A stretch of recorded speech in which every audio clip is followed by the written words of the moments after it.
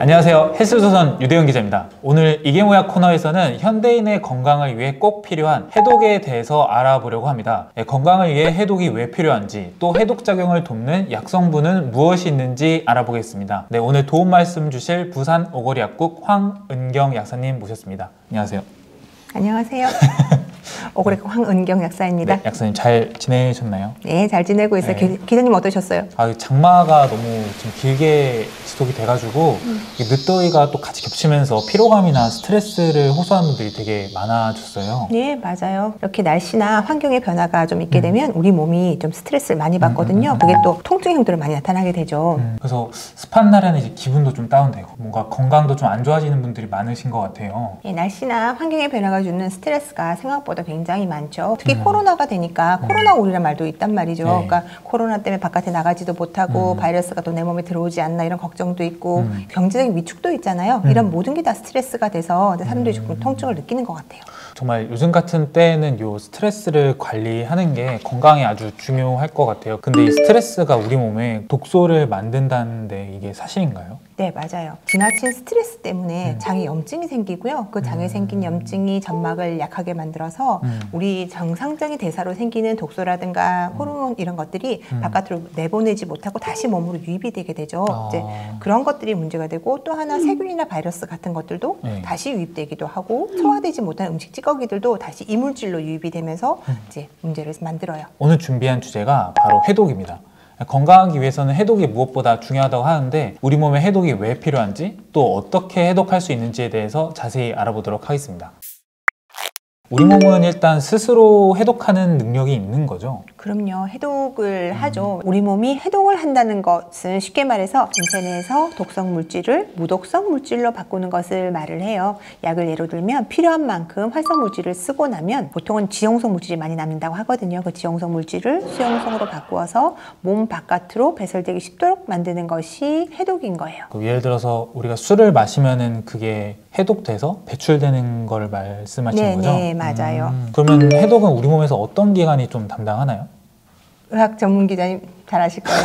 그렇죠? 대표 기관이 이제 간이 네, 있죠. 맞아요. 네. 대표 선수가 간이고요. 거기에 파트너 단기가 장이라고 할 수 있어요. 장. 우리가 해독 기능이 떨어진다라고 하는 것은 간이나 대장의 기능에 이상이 있다라고 하는 것을 의미하는 것이라고 볼 수 있을 거고요. 간이 하는 해독은 굉장히 중요해서 두 번의 과정을 거치게 되어 있어요. 첫 번째 단계는 체내 효소를 이용한 대사 단계이고요. 두 번째는 체외 배출이 쉬운 무독화 상태로 만든 다음에 체내 바깥으로 빼내는 데까지가 해독이라고 보시면 돼요. 이 과정에서 간 해독을 돕는 성분들이 있겠죠. 그 성분 중에 하나가 아세틸시스테인 NAC라고 하는 성분이 있어서 그 얘기를 한번 해볼 거예요.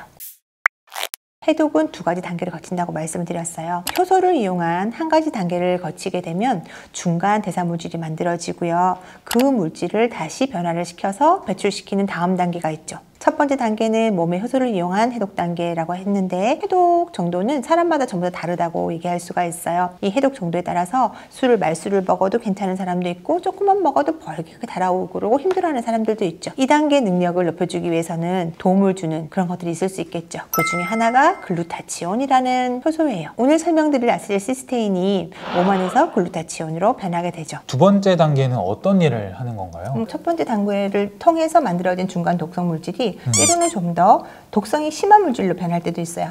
그 대표적인 약이 아세타미노펜이고요. 이런 중간 물질을 배출이 잘 되는 형태로 바꿔주는 단계가 두 번째 단계이고요.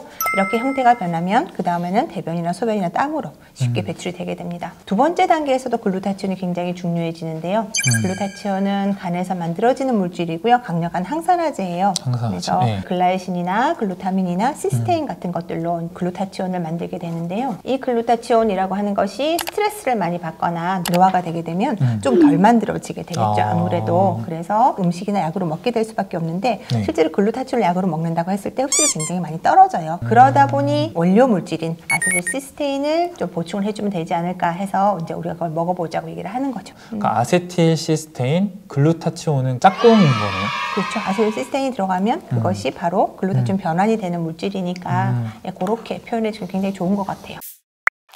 이 아세틸시스테인이 이제 연구 결과들을 봤더니 글루타치온 변하기 이전에도 네. 그 자체로도 흡연자에 대해서 이제 기관지 보호 효과가 굉장히 있었다는 연구 결과도 있고요. 네. 그리고 술을 해독하는 과정에서 나온 아세탈데하이드 같은 그런 독성 물질들을 해독하는 데 굉장히 도움을 많이 주게 되죠. 그렇다면 이 약을 어디서 구할 수 있느냐가 제일 궁금하시죠? 이 성분을 원료로 한 일반 의약품이 출시되어 있어요. 그 일반 의약품을 드시게 되면 외부에서 유입된 물질에 의한 세포 독성도 방지를 하고요. 더 많이 쓰는 곳은 실제로는 아세타민오프를 쉽게 구할 수 있다 보니까 과량 복용하는 분들이 생겨요. 그럴 때 병원에서 아세틸시스테인 주사를 놓고 나서 금방 해독을 하죠. 더 쉽게 만날 수 있는 곳은 약국에서 끈적끈적 가래를 풀 때 객담용의 작용을 하기 위해서 그 약을 사서 먹기도 합니다. 또한 유소화나 만성 호흡기 질환자들이 이 약을 썼을 때도 아무런 문제가 없다는 안전한 약으로 알려져 있습니다. 아세틸시스테인 이 성분 꼭 알아둬야겠습니다. 그 약사님, 간 해독 작용에 도움되는 또 다른 성분들도 있나요? 로라라고 하는 성분을 하나 말씀드릴까 로라? 그래요. 예, 네. 그것은 L-오르니틴, L-아스파테이트 이렇게 들어있는 성분인데 네. 몸에 들어가면 둘 다 쫙 쪼개져가지고 네.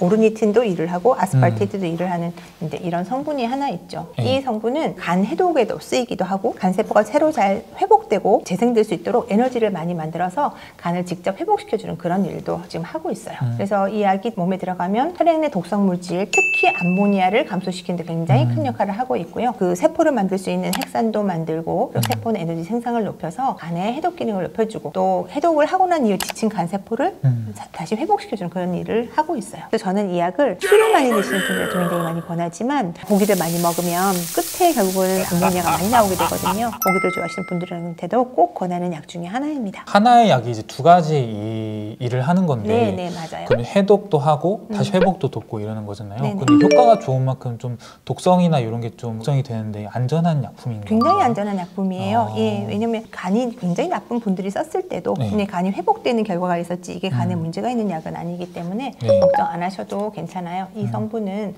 독일에서 개발된 오리지널 간장질환 치료제이거든요. 그래서 일반 의약품으로 물론 승인받아서 출시되고 있지만 그 전부터 병원에서 꾸준히 몇십 년 동안 써왔던 약이라서 걱정 안 하시고 쓰셔도 괜찮으세요. 그러니까 논문을 하나 소개시켜드리자면 네. 간질환 환자를 대상으로 그 환자의 증상에 따라서 하루에 그 로라를 3,000에서 9,000ml까지 복용을 시켰다는 말이죠. 30일 이후의 결과를 확인했더니 우리 간 기능 나빠지면 AST, 네. ALT 높아진다고 많이 들어보셨잖아요. 네. 그 수치가 많이 떨어졌어요. 60%까지 정상에 가깝게 떨어졌거든요. 뿐만 아니라 간질환 환자한테 발생할 수 있는 염증도 많이 가라앉혔기 때문에 안전하게 쓸 수 있다고 생각하시면 돼요. 네, 해독 작용에 도움이 되는 이 두 가지 성분 아세틸시스테인과 로라에 대해서 자세히 말씀해 주셨는데요. 그 우리 몸에는 이제 해독 기능을 담당하는 곳이 간 말고 장도 있다고 하셨잖아요. 그럼 이제 장에 대해서도 좀 말씀해 주실 수 있으실까요? 네네. 이제 장 얘기를 네. 정말 해볼게요. 장도 정말 중요한 기관이죠. 장이 건강해야 우리 몸 구석구석이 깨끗하다고 그죠. 얘기를 할 수가 있는데 약뿐 아니라 우리가 먹는 음식도 독소로 쌓이게 되거든요. 그래서 이게 치명적이지 않지만 이제 모두 독소가 될 수 있는 거예요. 그래서 이 독소가 쌓이면 아까도 말씀드렸지만 장에 염증을 만들고 장누수 증후군을 만들 수 있는 거예요. 그거 들어보셨죠? 장누수 증후군이요? 네네. 이게 원래 장점막이 튼튼해야지 이제 음식들을 잘 이렇게 소화하고 흡수하는데 느슨해지면은 음식이 들어가거나 아니면 뭐 독소, 미생물 이런 게 들어가서 좀 건강이 나빠진다 이렇게만 알고 있는데 맞나요? 네, 맞아요. 네. 장 건강이라고 하는 것은 이 장점막이 얼마나 튼튼하냐의 문제인데요. 장누수 증후군은 계속 얘기하고 있는 장내 염증 때문에 생기는 것이고 염증 수치가 높아지게 되면 장의 투과성이 증가하면서 발병이 되는 거예요. 그래서 여러분들이 유산균을 꼭 드시면 좋겠어요. 유산균 중요하다고 많이 알려져서 저도 매일매일 좀 챙겨 먹고 있어요. 저도 네. 그래요.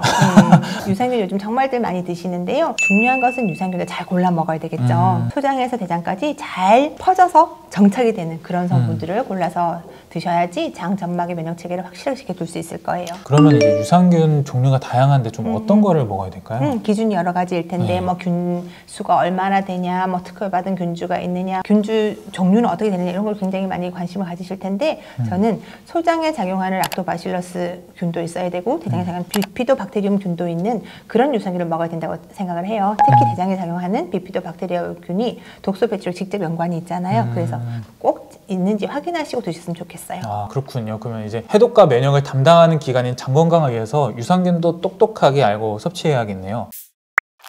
요즘 많은 분들이 건강에 대한 불안감으로 피로도가 많이 쌓여있는 상태인 것 같습니다. 네, 신체적으로도 심리적으로도 건강을 챙기는 것이 쉽지만은 않은데요. 이제는 셀프 방역, 생활 면역 등의 말이 나올 정도로 스스로 건강에 대한 관리를 철저하게 해야 할 때입니다. 다가오는 환절기에는 감기, 독감 유행도 걱정이지만 끝나지 않은 코로나19 감염 확산 등에 대한 준비도 필요합니다. 우리 몸의 간과 장이 매일 열심히 일을 해서 해독작용을 할 때 시너지를 낼 수 있는 좋은 성분들을 함께 보충하면 도움이 될 것 같습니다. 네, 오늘 해독을 주제로 이야기를 나눠봤습니다. 정말 좋은 말씀 많이 해주신 황은경 약사님 감사합니다.